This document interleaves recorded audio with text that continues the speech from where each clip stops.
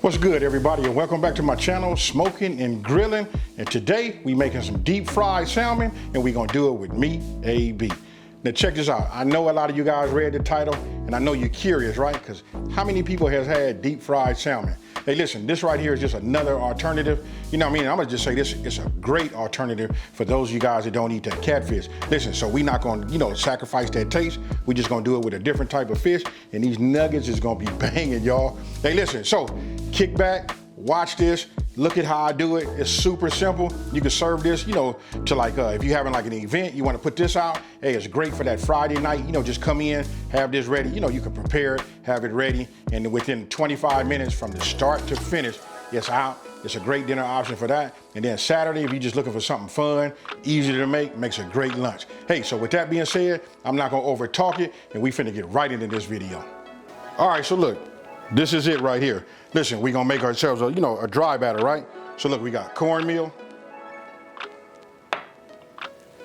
all-purpose flour,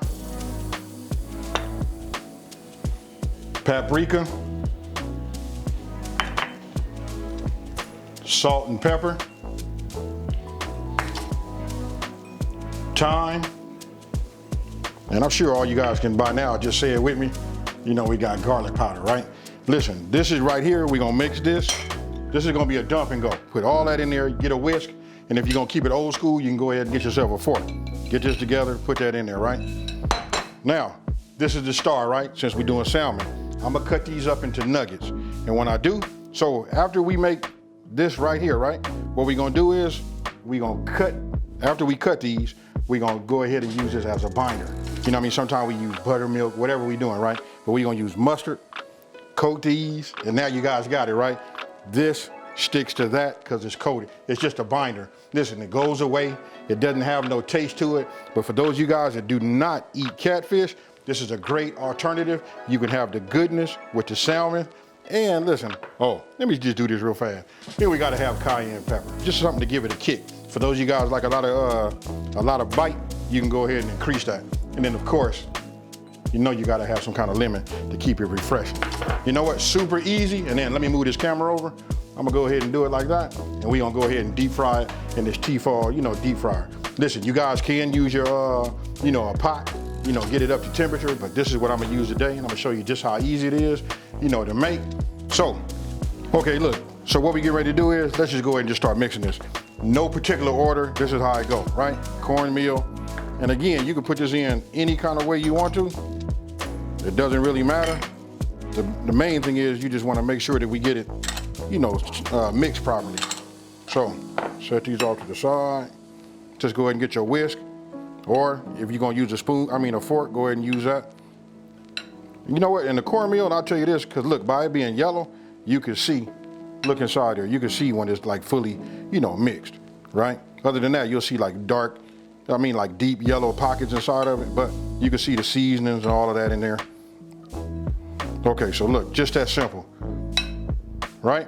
Now I'm gonna say this, listen, if you having fries, now would be a time to go ahead. I don't know if you guys doing your fries in the oven. If you do them in the oven, it's gonna take about 15 to 20 minutes. So go ahead, start those now, because listen, it's getting ready to move real fast, right? So now we'll go ahead and just bring our salmon. I'm gonna show you how I'm gonna cut these because we're doing nuggets, right? So I'll just leave these let me just set these right here. Let me get my knife.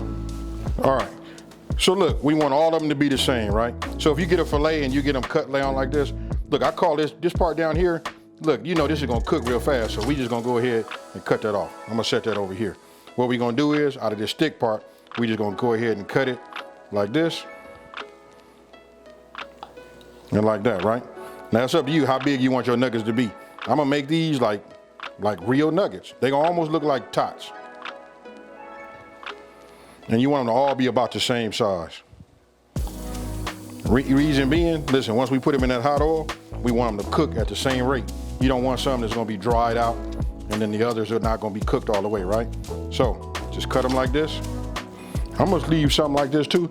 We just gonna make them a little bit bigger, right? A little longer, so these make good for the bigger fingers. We make those so they can dip. So some of these, I'm gonna leave something like that. Like these, yeah, man. And that one. And then this one here, we'll cut those back down into like smaller ones. This right here, I'm gonna put in the bag because I'm gonna have some extra ones. And listen, I'm gonna make myself some salmon croquettes tomorrow.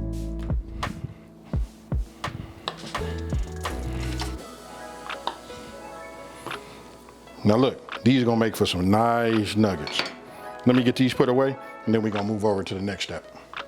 Hey, you know what? So look, because I had this not in a bowl and I'm so used to having everything lined out, I want to put some cayenne pepper in here, right? So we're gonna go ahead, we're gonna get a quarter teaspoon, a half a teaspoon, right? Just a half a teaspoon. And again, for those of you guys that like to have that bite, you can increase that, but be careful. You don't want it to be too spicy.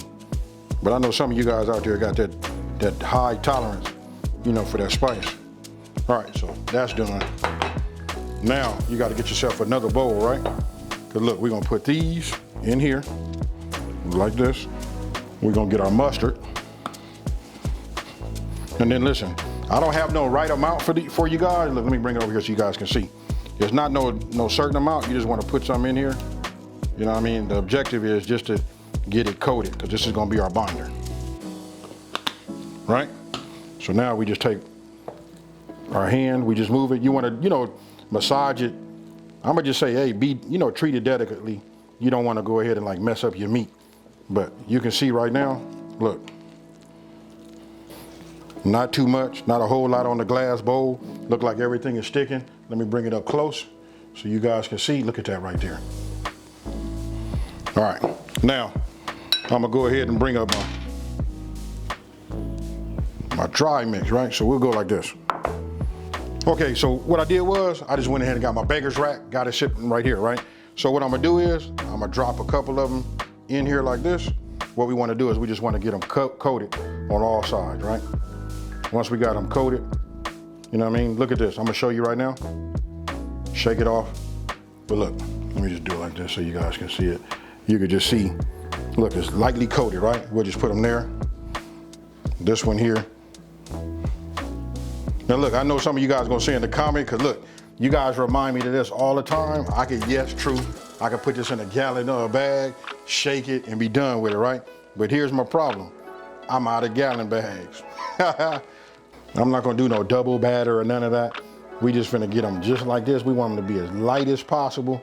You know what I mean? This is a nice coating, and probably a lot of you guys have not had, fried salmon.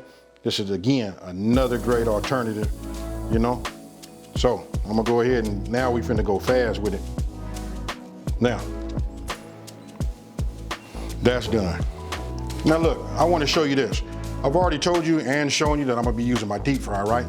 If you do not have a deep fryer, you just wanna get yourself a pot. You want to get your pot deep enough so that when you put your oil in there, whether you're going to use vegetable oil or canola oil or whatever type of oil you're going to use to fry in, right? You want to make sure that it at least covers those, and you want to make sure you got enough room so that when when you fry, it's going to start popping, right? It's less cleanup on your stove. And now listen, this is a candy thermometer. I know we all got them tricks. Some people say you could put a wooden spoon in here to check to see when it's ready. You know what? I was brought up on when my grandmama just dropped a couple little drops of flour in there and it does all that. Let's just take the guesswork out. Me, I'd like to be efficient. You can see right here, I got this candy thermometer. I just wait till my oil says 350 degrees. You know what I mean? I might raise it up just a tad bit because when we put whatever we put in there, it's gonna bring the temperature down, right? That'll just expedite and get the oil back to its right temp. But outside of that, listen, I do highly suggest, and these are very, very inexpensive. Listen, following this channel, there's some things we just gotta have, and I'm gonna deem this being like one of them.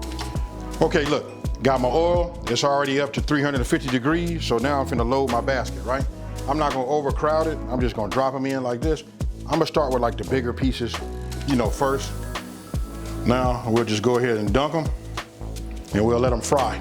What we looking for is them to be, that nice golden, brown color. They still gonna be light. Look at them, they working right now. Okay, it's been 5 minutes. We'll go ahead, take them up. Look at that right there. That's what you're looking for. So I'm gonna go ahead, set it right here, and let it drain a little bit.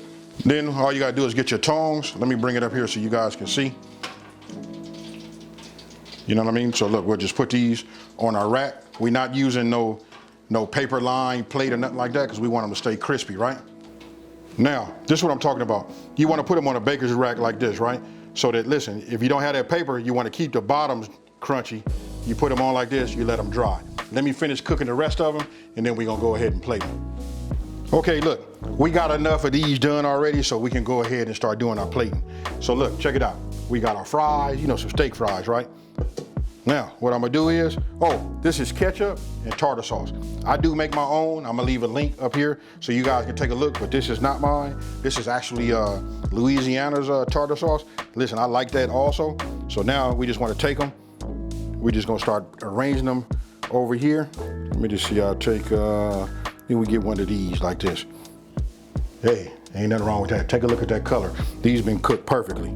Now, we'll go ahead and get ourselves some of these steak fries. You know, nothing fancy. I went ahead and hit it with just some seasoning salt. You know what I mean? That right there should like really fill us up. So I just want to show you guys, look, take a look at that. Look at the presentation. I'm telling you, when you make stuff that looks like this and it comes out good, it just enhances the flavor. I know it's a mental thing, but let me bring it a little closer to you so you guys can see. That right there, you put this out. Even if you entertain some company, you can put this out like on platters. That right there is fire. I'm finna eat me one, and we finna get it in. All right, so tell me what you guys think. You know, listen, if you never ever had these, you gotta give it a try. Look, like I said in the beginning, look, I'm not gonna over talk it. We finna just go ahead and get us one. Now, I'm gonna go ahead and just get myself a little bit of this tartar sauce. Yeah. Now I'm gonna hit it with a little bit of the, you know, this lemon. I ain't gonna lie, we've been eating it, you know, like off and on, you know, waiting for me to film this. I'm holding everybody back. So let me go ahead and hit it.